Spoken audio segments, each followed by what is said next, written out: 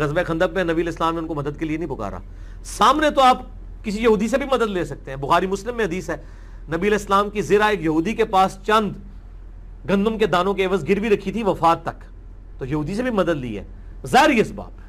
لیکن ایک یہ کہ بندہ یہاں پہ موجود نہیں, قبر میں دفن. درس آج کی اس مجلس کی کلاس میں مناظرہ کا سبق جو میں نے سنانا ہے وہ صرف اس بات پر ہے کہ جو لوگ ہم شیعوں پہ اعتراض کرتے ہیں کہ شیعہ حضرات کلمے کے اندر علی ولی اللہ اپنی طرف سے پڑھتے ہیں, یہ شرک ہے یا یہ بدعت ہے یا یہ کفر ہے.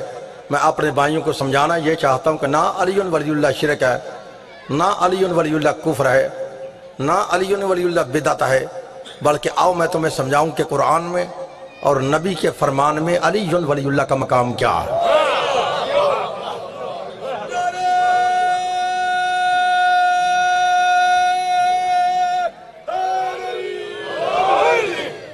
آپ نے بالکل ڈرنا نہیں, میری زبان سے جو بھی لفظ نکلے گا میں اپنے لفظوں کا خود ذمہ دار ہوں.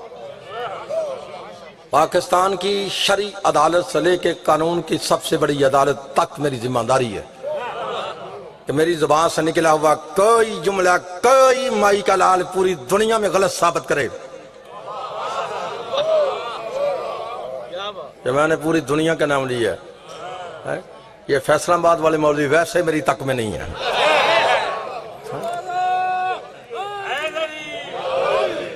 غلط ثابت کرے اس مولوی کو منہ آنگا انعام بھی دوں گا, اس مولوی کے ہاتھ پہ بیعت بھی کروں گا. لیکن متعصب سے میری بات نہیں ہے. جو بندہ تعصب کی عینک کو اتار کر یہ مجلس سن گیا علی ولی اللہ کا مقام کیا ہے, میں پھر کہہ رہا ہوں متعصب سے بات نہیں ہے. جو بندہ تعصب کی عینک کو اتار کر یہ مجلس سن گیا علی ولی اللہ کا مقام کیا ہے, شاہ نجف کے صدقہ سے اس مجلس سے اٹھ کے باہر جانا یہ بڑی دور کی بات ہے. اگر اور سمجھ آ رہی ہے, اس مجلس سے اٹھ کے باہر جانا یہ بڑی دور کی بات ہے. اگر وہ بندہ میرے سامنے بیٹھے آج یہاں سامنے, شیعہ نہ ہوا تو نہ صحیح, لیکن رہے گا وہ بھی نہیں جو وہ ہے. اور سمجھ آئی بھائی؟ ہوں پوری توجہ سے مجلس سنی ہے. میں نے جتنی گفتگو کرنی ہے صرف لفظ علی ولی اللہ پہ کرنی ہے, کیونکہ ضرورت ہی اس بات کی ہے, اور کسی بات کی ضرورت ہی نہیں ہے. سمجھ آ رہی ہے نا؟ چلو پھر آج ان مولویوں کو چھوڑ کر قرآن پاک کو پڑھ لیتے ہیں. اگر اللہ قرآن میں کہے نا دو ہستیوں کو مانو تو کلمے کے دو حصے, اور میرے ساتھ بولنا ہے, ذاکر سننے والے بندوں کو میری سمجھ نہیں آئے گی. میری سمجھ ان کو آنی ہے کہ جو علم کا شوق رکھتے ہیں, جن کو علم کا پتہ ہے. ہوں سمجھ آ رہی بھی؟ اگر اللہ کہے نا دو ہستیوں کو مانو, کلمے کے دو حصے. اگر اللہ کہے تین ہستیوں کو مانو, پھر کلمے کے, ہوں پھر بول رہا پھر کلمے کے, میں پھر کہہ رہا ہوں اگر اللہ کہے نا دو ہستیوں کو مانو, کلمے کے دو حصے. اگر اللہ کہے تین ہستیوں کو مانو, پھر کلمے کے تین حصے.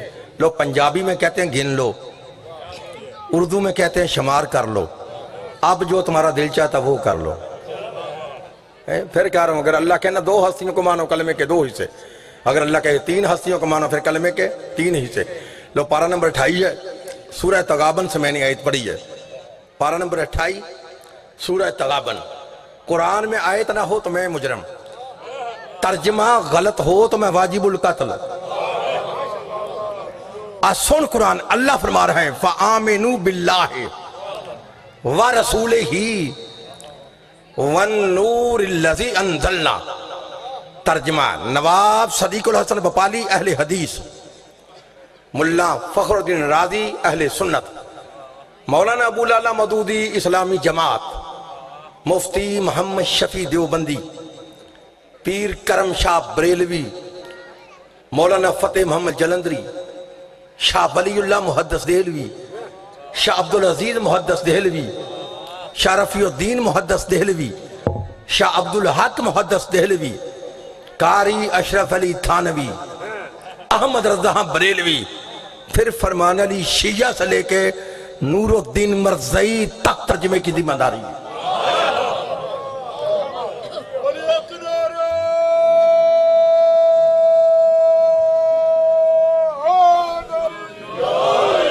اگر کوئی مائی کا لال کہے اس نے آیت کا ترجمہ غلط کیا ہے، مجھے دنیا کی جس عدالت میں دیکھ چاہے بلاؤ، میری سزا ہے موت۔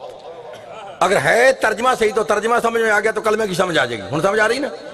اگر اللہ کہے نا 2 ہستیوں کو مانو، کلمے کے 2 حصے، اللہ کہے 3 ہستیوں کو مانو، پھر کلمے کے 3 حصے۔ آپ سن قرآن، اللہ فرماتا ہے فآمنوا باللہ، پس تم ایمان لاؤ اللہ پہ۔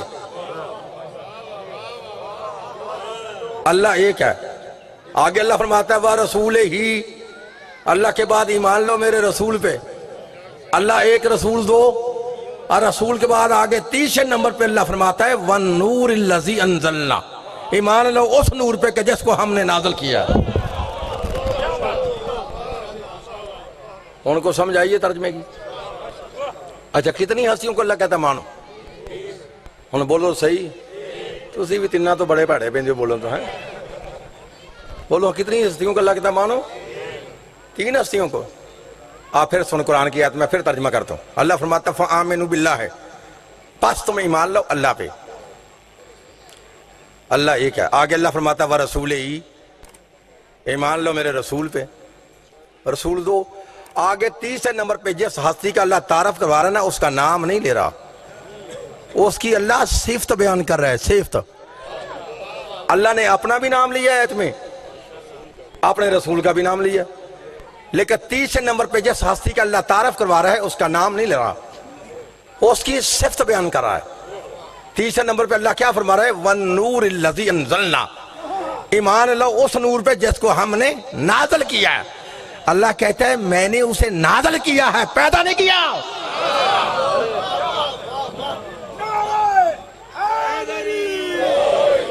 اور بھائی کو سمجھ آئیے؟ کتنی ہستیوں کو اللہ کہتا ہے مانو؟ آپ بولو صحیح نا، پھر بولو اللہ کو مانو، پھر اس کے رسول کو مانو۔ رسول کے بعد آگے اللہ فرماتا اس نور کو مانو کہ جس کو ہم نے نازل کیا، کسی مولوی نے نہیں۔ اللہ کہتا ہے ہم نے اسے نازل کیا۔ ہن کتنی ہستی ہیں؟ بولو، پھر بولو۔ اچھا گاؤں کا ماحول ہے، چلو دونوں شیعہ سنی بھائی مل کر آج اس آیت پہ عمل نہ کریں پھر عمل۔ اللہ فرماتا فآمنوا باللہ، ایمان لاؤ اللہ پہ، تو لاؤ ہاں پھر اللہ پہ ایمان۔ جب بھی کوئی بندہ اللہ پہ ایمان لائے تو کیا پڑھتا ہے؟ شاباش، لا الہ، ہن بول ذرا کہ لا الہ الا اللہ۔ آگے ہے وَرَسُولِهِ، اللہ کہتے ہیں جیسے مجھے مانا ویسے ہی میرے رسول پہ ایمان لاؤ۔ جب رسول پہ ایمان لائے گا پھر کیا پڑھے گا؟ ہن بول ذرا محمد، اور بول تو صحیح نا محمد۔ سنا دنیا والوں، اگر آیت یہاں رک جاتی تو کلمہ یہاں رک جاتا۔ میں تمہیں کیسے سمجھاؤں، سمجھا رہی نا؟ آیت یہاں رک جاتی تو کلمہ یہاں رک جاتا، آیت یہاں رک جاتی ایمان یہاں رک جاتا، آیت یہاں رک جاتی تو شیعہ یہاں رک جاتے۔ جب آیت نہ رکی تو کلمہ نہ رکا، آیت نہ رکی ایمان نہ رکا، آیت نہ رکی تو شیعہ نہ رکے۔ تم نہ مانو علی کو ہمارے لیے رہنے دو۔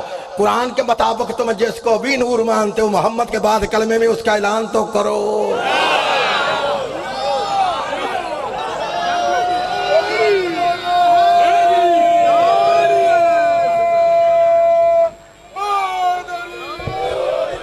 مزید اس طرح کی انفارمیٹو ویڈیوز حاصل کرنے کے لیے ہمارے چینل ممتاز انکی آفیشیل کو سبسکرائب کرنا مت بھولیے گا۔